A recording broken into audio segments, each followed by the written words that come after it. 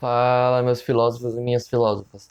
Hoje a gente vai falar da trágica morte do Sócrates e como se deu toda a consequência na filosofia a partir desse trágico acontecimento. Mas antes de começarmos, se você quer saber mais sobre filosofia e sobre a vida dos filósofos, se inscreve no canal e ativa o sininho de notificação que eu estou postando vídeo todos os dias para atualizar o curso de filosofia grátis que eu estou disponibilizando no meu canal. Então se inscreve, ativa o sininho e vem comigo para a aula de hoje. Então vamos lá, Sócrates. Lembrando que esse é o terceiro vídeo, eu já falei um sobre as ideias do Sócrates, outro sobre o fato do Sócrates ser antidemocrático, e agora eu vou gravar o terceiro e último vídeo, sobre a morte de Sócrates. A julgamento e a morte de Sócrates. Então vamos lá. Bom, primeiro, qual era o problema de Sócrates? Sócrates, ele defendia que havia um mundo das ideias, um mundo onde estava lá a verdade, que só era possível acessar esse mundo após a morte. Então você morria, chegava no mundo das ideias, contemplava a verdade, reencarnava aqui no mundo das aparências, e aí ao longo da vida você iria relembrando tudo que você aprendeu no mundo das ideias. E aí você iria criando meras sombras da verdadeira verdade que existia no mundo das ideias, porque mesmo a verdade aqui ainda seria uma mera aparência, seria uma mera similaridade com a verdade do mundo das ideias.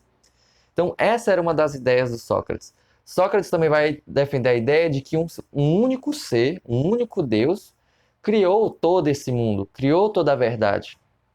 Lembrando que isso não é uma ideia original do Sócrates, o Sócrates sofre muita influência de Parmênides. Então, para entender Sócrates, assista o meu vídeo sobre Parmênides, que você vai entender melhor essas ideias. E assista o meu outro vídeo sobre os dois outros vídeos sobre Sócrates também, para você poder entender as ideias do Sócrates, para poder entender por que ele foi condenado à morte. Porque ele morreu tanto pelas suas ideias filosóficas, quanto por problemas políticos. Beleza, então, voltando. Sócrates acreditava nessa ideia de um Deus único, do mundo da verdade e da reencarnação. Sócrates também acreditava que era necessário ensinar os mais jovens como se faz filosofia, como filosofar, como discutir as coisas e tudo mais. E ele dizia, lembrando que Sócrates era contra os sofistas, aqueles que vendiam o conhecimento em um falso conhecimento, e o Sócrates batia de frente com eles. Então Sócrates ensinava as pessoas e dizia que não era necessário professores para aprender filosofia, que você, por conta própria, ao contemplar o belo, ideia que também é pegada pelo Platão, e por relembrar as coisas que você aprendeu no mundo das ideias, por conta própria você seria capaz de filosofar. Então aí você já tem começando os problemas políticos. Você tem a treta com os sofistas, você tem a ideia de que não é necessário professores para ensinar alguém a aprender a filosofar. Você tem aí também já um movimento político surgindo na ideia, surgindo no meio dos jovens, porque Sócrates pregava para os jovens. E o mais foda de tudo, um método socrático que deixava todo mundo puto. O método socrático, quando eu li o livro A República, que é uma obra escrita por Platão sobre as conversas de Sócrates, você fica puto com Sócrates, porque ele sempre vai falar que não sabe de nada e vai pegar você que acha que sabe de alguma coisa e mostrar que você também não sabe de nada. Então, é um livro que você fica puto com Sócrates, mas no fim você concorda com ele em algumas partes. Então, o método socrático também deixava a galera puta. Para você ter uma noção, 30 anos antes, o Sócrates tinha sido preso porque, durante a Guerra do Peloponeso, por ele ser aristocrata, ele foi chamado para a guerra e serviu a pátria como general. E tinha uma regra que dizia que os generais tinham que enterrar seus mortos no campo de batalha ou que morressem tentando fazer isso. Só que Sócrates não faz isso. Sócrates pega os poucos sobreviventes e parte para Atenas. Chegando lá, ele é preso. Ele ia ser condenado à morte. Só que o bicho era tão fuleiro, que ele conseguiu escapar disso, mostrando a contradição dessa ideia. Porque ele disse o seguinte: isso faz parte do método socrático, tá?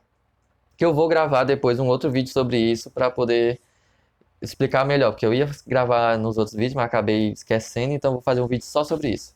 Mas como Sócrates escapou na morte 30 anos antes do julgamento dele? Sócrates foi acusado de não ter enterrado os mortos ou de não morrer tentando enterrar os mortos. E aí Sócrates pegou e disse: tá, beleza, eu deveria ter tentado enterrar os mortos. Mas, se eu, junto com meus soldados, tivesse tentado enterrar os mortos, todo mundo seria morto. E aí, quem enterraria os primeiros mortos e quem enterraria eu e os meus soldados que morreram tentando enterrar os primeiros soldados? Mostrando essa contradição aos juízes, Sócrates foi livre, foi libertado da acusação. Ele nem sequer foi preso. Ele conseguiu escapar só por causa desse método socrático, que é só pura ladainha, né? É só enrolação, é só migué. Só migué. Sócrates tinha um migué do caralho, filho da mãe. Beleza, só que 30 anos depois ele não teve a mesma sorte.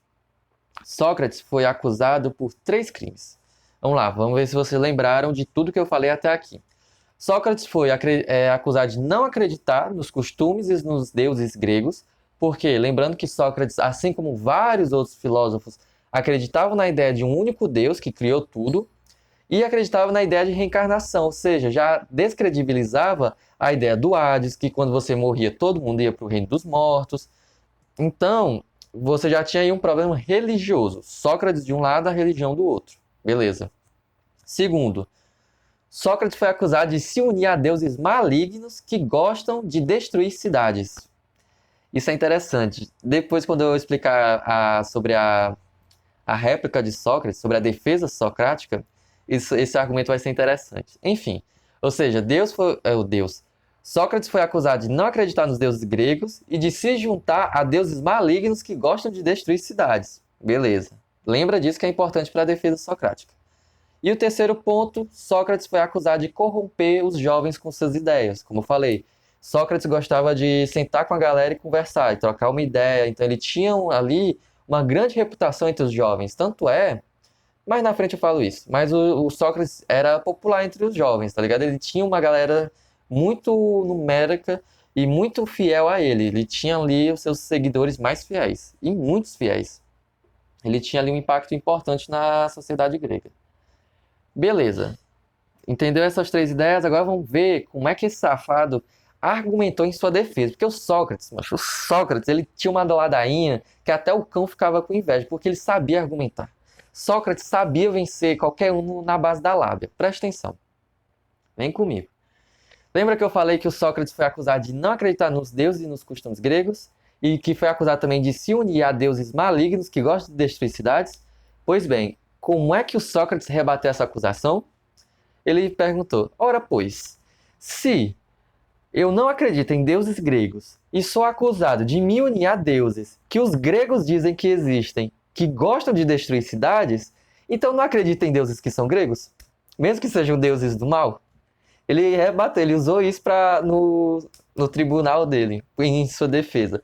O cara tinha uma lábia, ele sabia argumentar as coisas, tá ligado?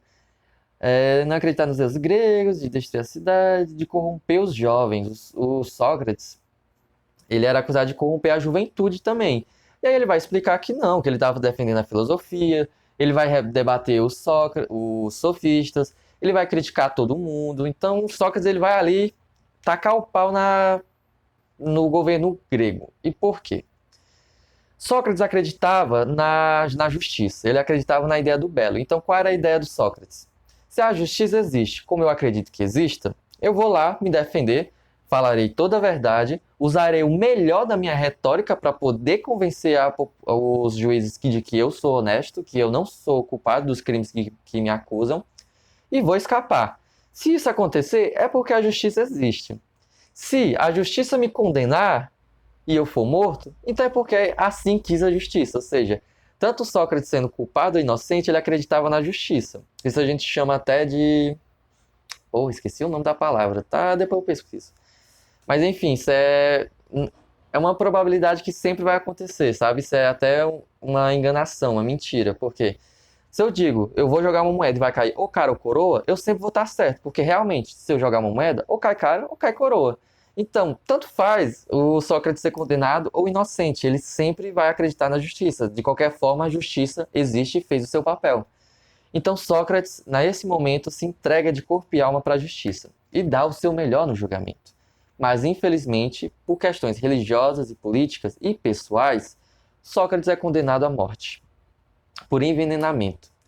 E aí, eis que vem a grande questão. Lembra que eu falei que o Sócrates tinha ali uma galera? Tinha ali a sua turma? Ele era bem envolvido com os jovens, que eram muito fiéis a eles? Pois então, quando Sócrates é condenado à morte, lá ele está discutindo com a galera, tem até uma parte interessante no livro, que tá todo mundo chorando, e Sócrates fala, para de chorar, galera, nem a mulher que tá aqui tá chorando, e vocês, um bando de marmanjos, estão chorando. Que estava lá todos os seus seguidores chorando por ele, e tinha lá uma mulher que estava acompanhando ele e tudo mais, e ela não chorava e os marmanjos tudo chorando pelo Sócrates. E o Sócrates ficou puto e mandou todo mundo embora e deixou só um lá para ele conversar. Beleza. Nesse momento, chega lá uma turma com eles, eu não vou lembrar do nome dos carinhas, mas está lá no livro, tem lá em dois livros do Platão, que fala sobre a morte do Sócrates, onde ele diz que chega alguns de seus discípulos e fala sobre a possibilidade do Sócrates fugir. Achei. Isso na obra de Platão, de Apologia e Criton, onde ele vai falar sobre a morte do Sócrates. Platão falando sobre a morte de Sócrates. Então, vai ter a galera dizendo, Sócrates, vamos fugir, a gente preparou tudo, eu subornei o guarda, a gente sai da prisão, tem uma carroça te esperando, tu sai da Grécia e a gente te leva para outro canto. Sócrates não quis, ele prefere morrer. Ele poderia ter escapado. A maioria da galera lá, do momento da morte de Sócrates, fala que eles não queriam realmente matar o Sócrates, tá ligado? Eles queriam só acabar com os problemas que o Sócrates estava gerando na sociedade. Então a ideia era só, cala a boca, Sócrates, só fica quieto na tua, tá ligado? Então se o Sócrates tivesse fugido, eles não teriam dado muita importância para isso, tá ligado? Eles teriam deixado Sócrates fugir.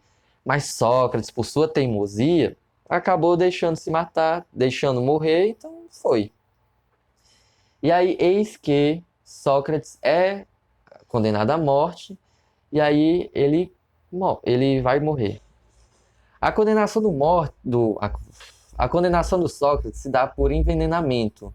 Estou tentando aqui achar o nome do veneno. Não era cianeto, eu acredito, era C com alguma coisa. Enfim, ele bebeu, achei, cicuta. O Sócrates falou, Criton, somos devoradores de um galo a Asciépio. Pois bem, pagai a minha dívida. Pensai nisso. Após essas palavras, Sócrates bebeu a cicuta, que é um veneno. Então Sócrates bebe o veneno, coloca a taça lá na pedra onde deveria morrer, e os juízes falam que para o veneno fazer efeito mais rápido, ele deveria ficar andando em círculos. E aí Sócrates começa a andar em círculos em torno da pedra que ele deveria deitar, até ele começar a se sentir enfraquecido, e aí ele se senta, e depois ele deita, e finalmente ele morre envenenado. Então, essas foram as últimas palavras de Sócrates, os seus últimos instantes de vida, e por isso Sócrates foi condenado à morte. Então é isso, espero que tenham gostado, e até o próximo vídeo onde eu vou falar sobre o método socrático de persuasão. Se você quer aprender como ter lábia igual Sócrates, que conseguiu escapar de uma pena de morte e quase escapou de outra, assista o meu próximo vídeo nesse canal. Então é isso e até a próxima.